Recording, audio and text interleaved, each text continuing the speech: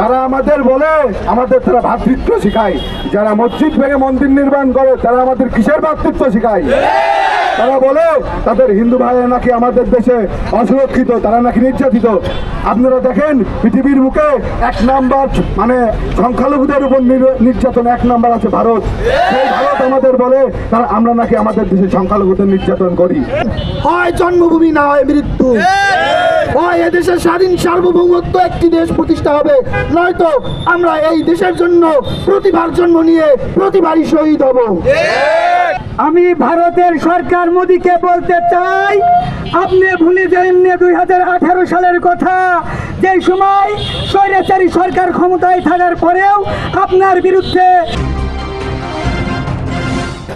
আগরতলায় যে আমাদের বাংলাদেশে হাই কমিশনের উপর যে হামলাটা হয় সেটার প্রতিবাদে আর কি আমাদের এই আজকের আয়োজন। তো আরো সাথে কিছু আছে ইন্ডিয়ার যে ষড়যন্ত্র, হাসিনা হাসিনা পালাইছে, কিন্তু সেই ইন্ডিয়ায় বসে বাংলাদেশের শান্তি ভাবমূর্তি কিভাবে নষ্ট করা যায় তারা কিন্তু সেই প্রচেষ্টা চালিয়ে যাচ্ছে। আমরা বাংলার ছাত্র সমাজ যতক্ষণ আছি কোনো রকম অন্যায়ের প্রশ্রয় আমরা দিব না ইনশাআল্লাহ। ভারতের দাদাদের বলতে চাই, তারা আমাদের হাই কমিশনের উপর হামলা দেয়, তারা আমাদের ব্রাহ্মণদের উপর হামলা দেয়। তো আমরা বলতে চাই আমাদের মানচিত্রের উপর যদি আঘাত আনার চেষ্টা করে তাদের মানচিত্র পৃথিবী থেকে মুছে যাবে ইনশাআল্লাহ। তারা আমাদের বলে আমাদের তারা ভ্রাতৃত্ব শিখায়, যারা মসজিদ ভেঙে মন্দির নির্মাণ করে তারা আমাদের কিসের ভ্রাতৃত্ব শিখায়? তারা বলে তাদের হিন্দু ভাইরা নাকি আমাদের দেশে অসুরক্ষিত, তারা নাকি নির্যাতিত। আপনারা দেখেন পৃথিবীর বুকে এক নাম্বার মানে সংখ্যালঘুদের উপর নির্যাতন এক নাম্বার আছে ভারত।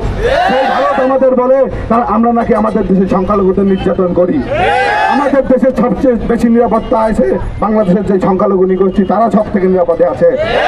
তো ভারতের দাদাদের বলতে চাই, তারা কোনো রকম ষড়যন্ত্র কোনো কিছু করে লাভ হবে না।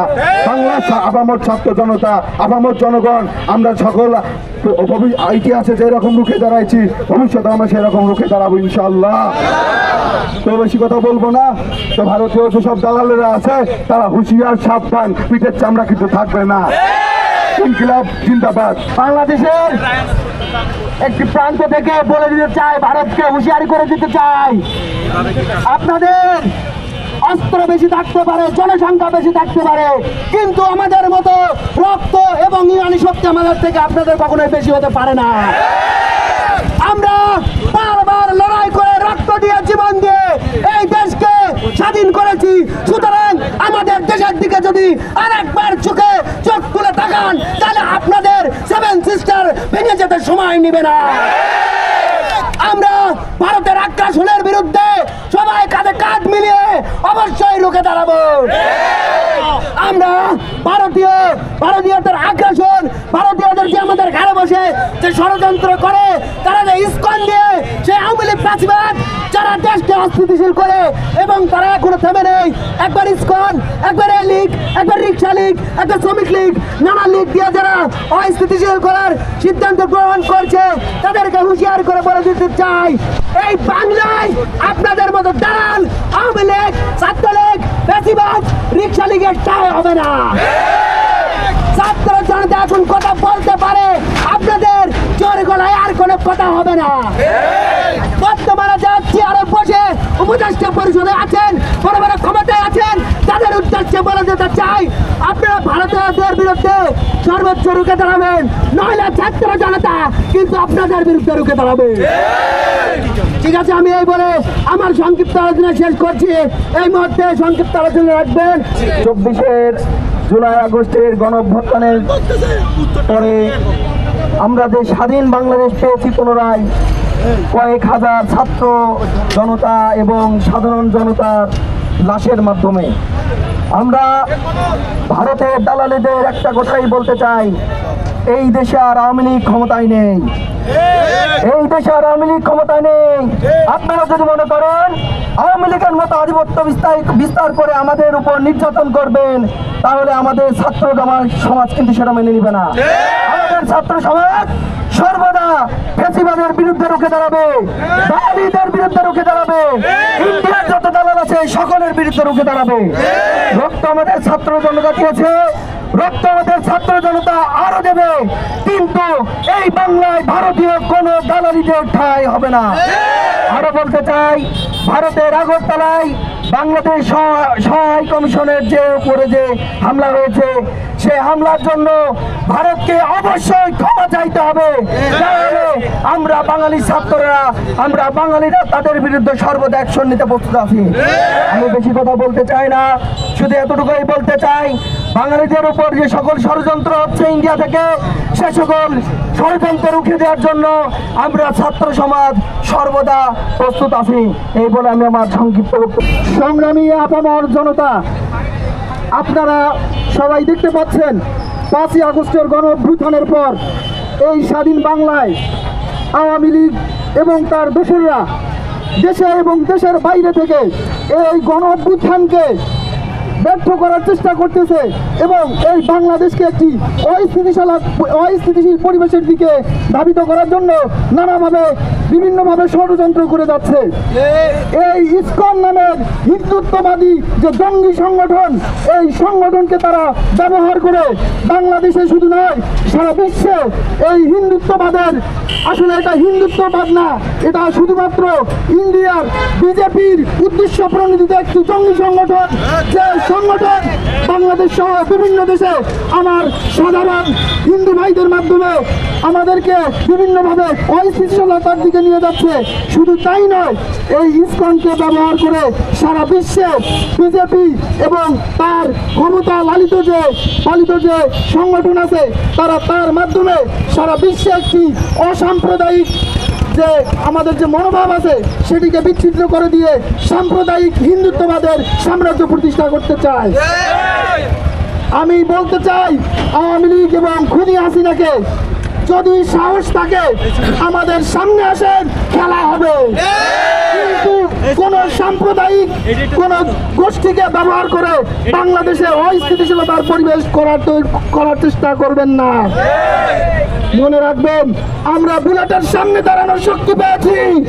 আপনারা মনে করেছিলেন আবু সাইদকে যদি আপনারা মেরে ফেলতে পারেন হয়তোবা আমাদের আন্দোলন কমে যেত, কিন্তু না।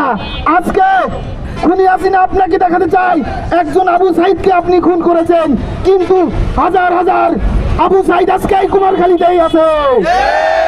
মনে রাখবেন, এই কুমারখালীর মাটির মতো বাংলাদেশের প্রত্যেকটা জেলা উপজেলায় রক্ত ঝরেছে।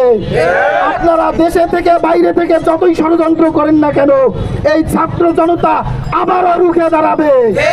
যদি প্রয়োজন হয় আবারও জুলাই আগস্টের গণ অভ্যুত্থান আবারও শুরু করবে। আমি ইন্ডিয়ার যে ভারতীয় দাদা বাবুদেরকে বলতে চাই, শোনেন, আপনারা যে ইন্ডিয়ায় দাঁড়িয়ে আছেন, যে হিন্দুত্ববাদের সাম্রাজ্যবাদী চিন্তা করতেছেন, আর আগরতলায় আমাদের যে হাই কমিশনে যে আমাদের বাংলাদেশি রাষ্ট্রদূতের উপর যে আপনারা হামলা চালিয়েছেন, আপনাদেরকে স্পষ্ট ভাষায় বলতে চাই, আপনারা যে ইন্ডিয়ায় সাম্রাজ্য করার চেষ্টা করতেছেন, মনে রাখবেন, ব্রিটিশদের বিরুদ্ধে শুধুমাত্র ক্ষুদিরাম বসুই আন্দোলন করে নাই, শুধুমাত্রই মঙ্গল পাণ্ডে আন্দোলন করে নাই। এই ইন্ডিয়া শুধুমাত্র হিন্দুদের অবদানে আসে নাই, এখানে আছে তিতুমিরের অবদান, এখানে আছে হাজী শরীয়তুল্লাহর অবদান। আপনারা যদি মনে করেন শুধুমাত্র আপনারা ইসকনকে দিয়ে জঙ্গিবাদ ছড়িয়ে দিয়ে সারা বিশ্বে আতঙ্ক তৈরি করবেন, তাহলে মনে রাখবেন, আমরা বাংলাদেশের 14 কোটি মানুষ দরকার হয় শহীদ হবে।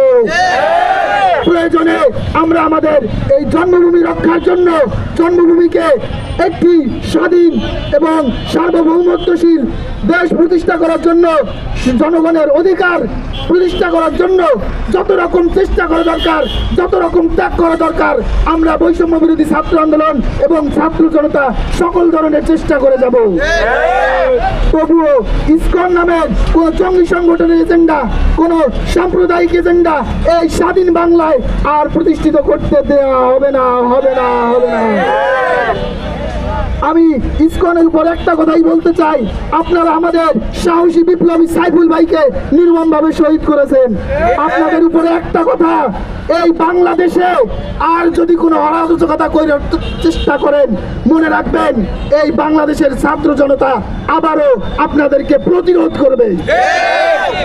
সংগ্রামী বিপ্লবী ছাত্র জনতা, আপনাদেরকে অনেক ধন্যবাদ যে আপনারা আজকে আজকে যেহেতু আপনারা এই প্রোগ্রাম সফল করেছেন, এর জন্য আমার পক্ষ থেকে আপনাদের সকলের উপরে বিপ্লবী সালাম। এবং সব সময় একটা কথা মনে রাখবেন, হয় জন্মভূমি না হয় মৃত্যু, হয় এদেশের স্বাধীন সার্বভৌমত্ব একটি দেশ প্রতিষ্ঠা হবে, নয়তো আমরা এই দেশের জন্য প্রতিবার জন্ম নিয়ে প্রতিবারই শহীদ হব। আবারও সবাইকে বিপ্লবী সালাম দিয়ে আমি ভারতের সরকার মোদীকে বলতে চাই, আপনি ভুলে যাননি 2018 সালের কথা, যে সময় স্বৈরাচারী সরকার ক্ষমতায় থাকার পরেও আপনার বিরুদ্ধে এই বাঙালি মুসলিম জনতা কিভাবে রুখে দাঁড়াইছিল এবং কিভাবে জীবন দিয়ে রক্ত ঝরাইছিল, সেই কথা আপনি কোনো রকম ভুলে যাওয়ার চেষ্টা করবেন না। আবার ফের যদি আমার বাংলার 1 ইঞ্চি মাটির পরে আপনার ভারতের চোখ আসে, তাহলে সেই চোখকে কিভাবে উপরে ফেলতে হয় সেটা আমরা ছাত্র সমাজ শিখে গেছি। আমরা ছাত্র সমাজ রক্ত দিতে জানি, আমরা ছাত্র সমাজ বন্দুকের সামনে দাঁড়াতে জানি। আপনি যদি চান এই বাংলাদেশের দিকে তাকাবেন, আপনার রক্ত চক্ষু দিয়ে আমাদেরকে ভয় দেখাবেন, আপনার জনবল আপনার অস্ত্র দিয়ে আমাদের বাংলাদেশের দিকে আক্রমণ করবেন, তাহলে আপনি মারাত্মক ভুল করার চেষ্টা করছেন। আমি আপনাকে আরো বলবো, আমরা ছাত্র সমাজ একবার রক্ত যখন দিয়েছি আবার রক্ত দেব, রাজপথে যখন এসেছে রাজপথে আবার আসবো। বাংলাদেশকে স্বাধীন করেছি, এবার বাংলাদেশ রক্ষা করে ছাড়বো ইনশাআল্লাহ। এই বল আমরা কুমারখালী মাঠে থেকে বলে দিতে চাই, এই কুমারখালীর 4 তারিখে যেভাবে শহীদ আমিন শহীদ হয়েছে, আমরা বারবার প্রতিবার ফ্যাসিবাদী আওয়ামী লীগ ভারতীয় দালালের বিরুদ্ধে শহীদ আমিনের মতো রুখে দাঁড়াবো ইনশাআল্লাহ। এই বলে আজকের প্রোগ্রাম এখানে সমাপনী ঘোষণা করছে। ইনশাআল্লাহ কালকে কুষ্টিয়াতে 4টার দিকে প্রোগ্রাম আছে, 4টার বাজার কাস্টমার সবাইকে উপস্থিত হওয়ার জন্য সবাই অনুরোধ করা হলো। আসসালামু আলাইকুম।